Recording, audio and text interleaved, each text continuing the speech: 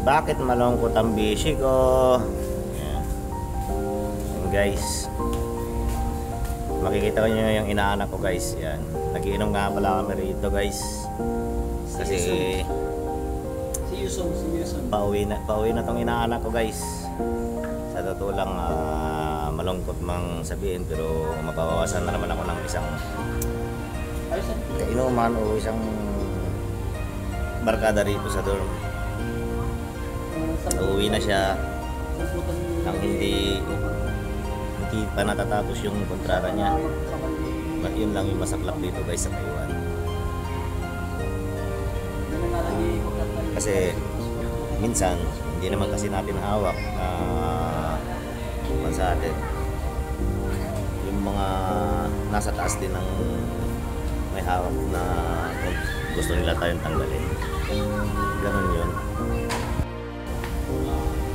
Malungkot man tayo guys, pero ganun talaga eh. Wala tayong magagawa. Minsan may nawawala, minsan may pumapalik, minsan may pumabalik, minsan talagang wala na talaga. Wala tayong magagawa. Dito sa Taiwan guys, nasabi ko lang, sa ibang bansa, kahit sa amang bansa, hindi natin nahawak yung panahon natin dito.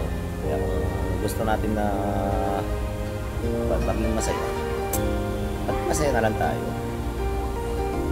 Gawin na lang natin yung mga dapat natin gawin dito. Paalala na sa mga ito guys, walang sa mga kapwa ko OFW dito sa Taiwan.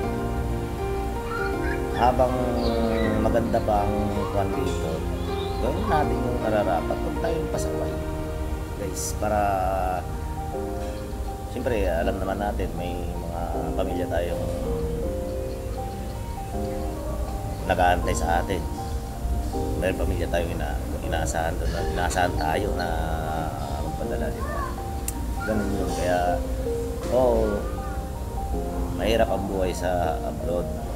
Kagaya ng inaanak ko, mapapauwi siya na hindi pa tapos yung kontrata niya. Hindi ko na sasabihin kung anong dahilan, kasi for privacy rin niya naman, for privacy rin niya. Kaya hindi natin sasabihin guys. Basta yun lang, nakakalungkot lang na isipin na mababawasan niya kami. God, this coming month nga is parang tatlo yata yung mababawas sa amin. Kaya ganyan.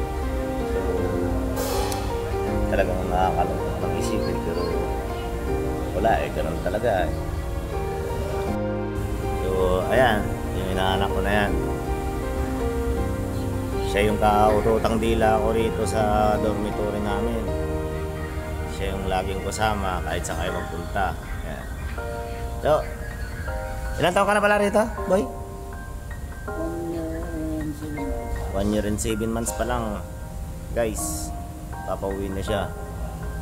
Kaya hindi na natin itatanong. Alam ko rin lang naman, pero hindi na natin itatanong kung ano yung dahilan.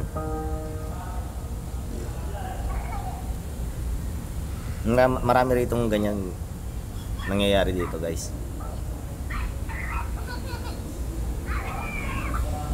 Kaya sa mga kapwa ko OFW, gawin na lang natin yung nararapat para sa mahal natin sa buhay. Ganoon lang. Nagiinom kami, last inom din namin nito kasi guys, ang sundo niya is bukas ng maybe madaling araw, ganon. So Balong, salamat. Last na inom na natin ngayon. Buhay ka naman. Baka baka gusto kong kandiyan i-plug. Mio, Plug mo si misis mo. shout out. Coming soon. Coming soon. So ayan guys, ayan, dito na natin tatapusin tong video na to guys. Pasalamat ako sa inaanak ko na mauuna na siya sa Pilipinas. Siyempre mahal na mahal din namin yan, inaanak ko na yan. Kaya ingat. kahit saan ka man dalhin ng pangarap mo, andito lang kami na tropa mo, tandaan mo yan. Kung may problema ka, pagsabi ka lang, andito lang kami. Pwede mo kami lapitan.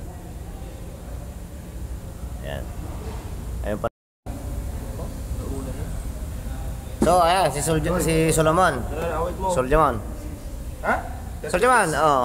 Ano naman sasabi mo sa kaibigan natin na pauwi na, oh? Ay, mag-ingat siya. Hindi siya okay. Ha? Ayan, malapit din namin kaibigan. So, Hindi uwi yan. Kaso- Transfer lang. panto eh. Muna pa. Transfer lang to. Babaero na hindi ko alam to kung Hindi anong uwi kanyan. yan. Eto guys, sino nakakakilala dyan guys? Yan si Solomon, babaero yan na hindi ko alam kung may babae o wala.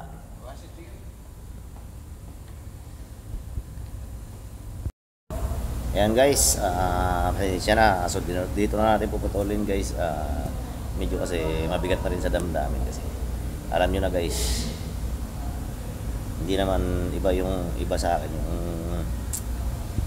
uuwi ng Pinas. Kaya pasensya na guys, dito na natin puputulin. See you sa next video guys.